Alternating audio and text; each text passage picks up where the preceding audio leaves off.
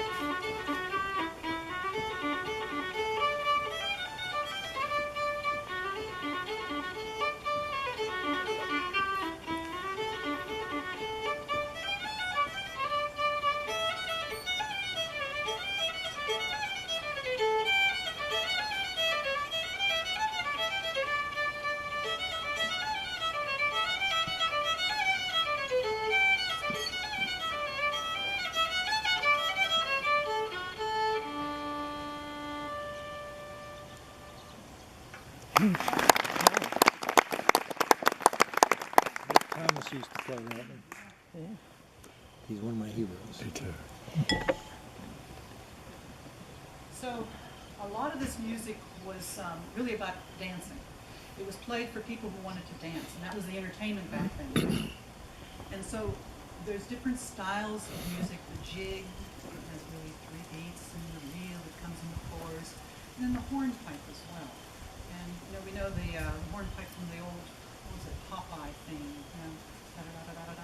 So these are this is a hornpipe followed by a reel, and it has a little bit of different sound than some of the reels, and you can kind of get the feel that makes you want to put your feet up and do something a little different. It's called the Rights of Man.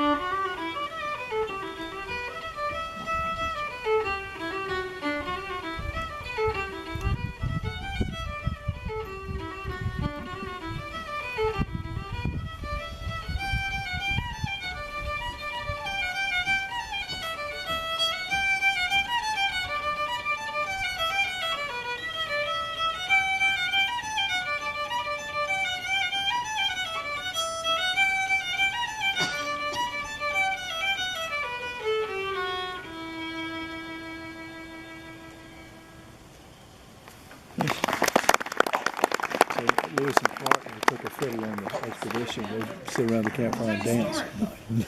About Bunch of an guys outlaw. He on was the the river. most famous outlaw in all of Scotland. And his name was Jimmy McPherson. Has anybody ever heard the name McPherson? Oh, yeah. There's no fear in McPherson, is there? McPherson. Well, James McPherson was the illegitimate son of a Highland lord and a gypsy in Scotland. Now, in those days, they called the gypsies up in that area, they called them Egyptians. They weren't Egyptian, but they were gypsies, but that was the term they used. So this beautiful, raven-haired woman met this Highland lord at a wedding. They had their affair. They fell in love. And in 1663, James McPherson was born. And he took up residence with his father. His father said, "This is my son, he's going to live with me," even though the mother was still with the gypsies. And she would come and visit. So he grew up in the castle. And he grew up strong, and he grew up smart, and he grew up playing the fiddle. He knew how to wield a sword as well. So he was about 12 or 13 years old when his father went out to deal with some people who were trying to wrestle his cattle. And in dealing with these thieves, the father was killed. And when this happened, the gypsy family of the mother came and took young James McPherson.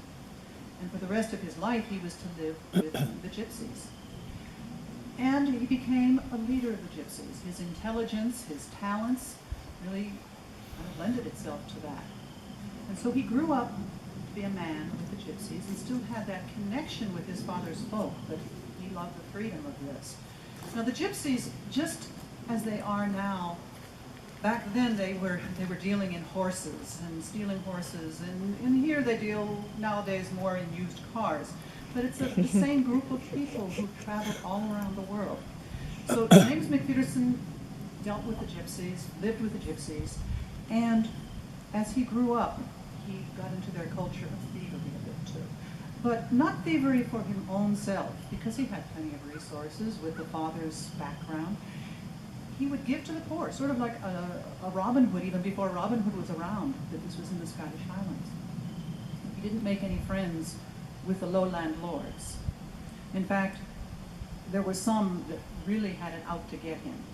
And the sheriff of Banff at the time was one of them.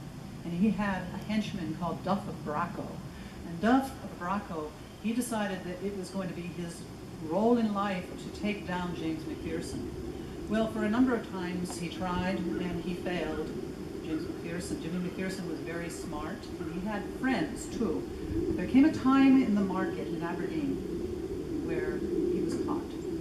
It said that a basket was thrown down on top of his head, a large basket. He couldn't get out. They took him to the prison. And at that time, there wasn't much in the way of a trial. But there was a trial, and this is what, I'm going to read it to you, what the outcome was.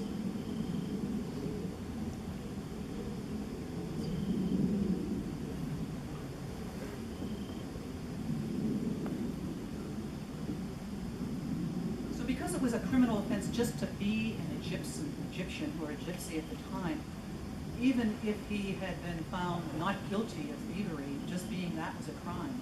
So he didn't have much going for him. And so the magistrate wrote this: "In for much as you, James McPherson, the accused, are found guilty, and the verdict assigned to be known, holden, and reputed to be Egyptian and a vagabond, and an oppressor of his Majesty's free lieges in a bangstry manner, and going up and down the country armed and keeping merchants in one hostile manner, and that you are a thief, and that you are of infamy. Therefore, the Sheriff Deputy of Banff, and I in his name, adjudges and discerns you, the said James McPherson, to be taken to the cross of Banff, from the toll booth thereof, where you now lie, and there upon one gibbet to be erected, to be hung by the neck to the death by the hand of the common executioner, upon Friday next, being 16th of November, nearly an anniversary. Instant, being a public weekly merchant day betwixt the hours of 2 and 3 in the afternoon." Well, there was nothing he could do. And they put him down in the dungeon, and while he sat for the 3 days in the dungeon before November 16th happened, he wrote a song. he wrote the last song that he would ever write, and it was called Macpherson's Lament. And when they drug him out of the gallows on that fateful day, what he did was ask for one thing. He said, "I'd like to see my fiddle." And so they brought his fiddle to him, and he played this Macpherson's Lament. And at the end, the crowd was silent. It was so beautiful.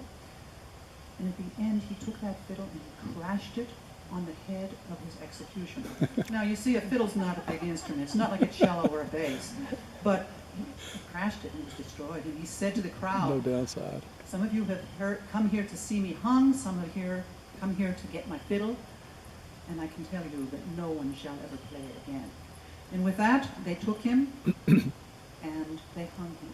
Now, it is common lore that there had been a reprieve coming from a local, from the next town, from the officials, and that reprieve was on its way for Macpherson. But knowing that, Duff of Bracco had arranged for the clock to be set ahead for 15 minutes, and the reprieve never came, so Macpherson didn't have a chance. And it is said also that people after that just came after he was hung, and they picked up the pieces of his fiddle. And today, even today, you can see the reconstituted pieces of the fiddle in museums. You can see it in a museum in Galway, in Aberdeen, in Ulster, and a lot of other places that say they have James Macpherson's fiddle. I think that's true, maybe not, I don't know. But I'm going to play Macpherson's Lament, and this is one of his last words in his last song.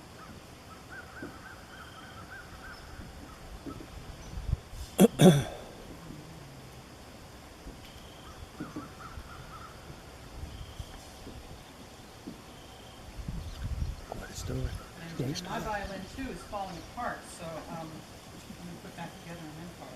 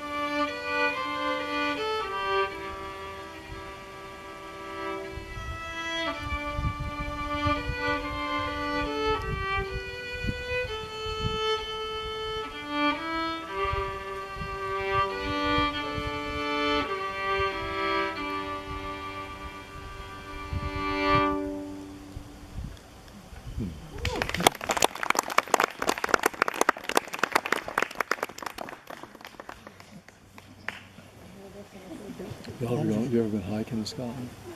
No. A lot of reasons to write music in Scotland and Ireland, and one of the most important reasons was because of drinking.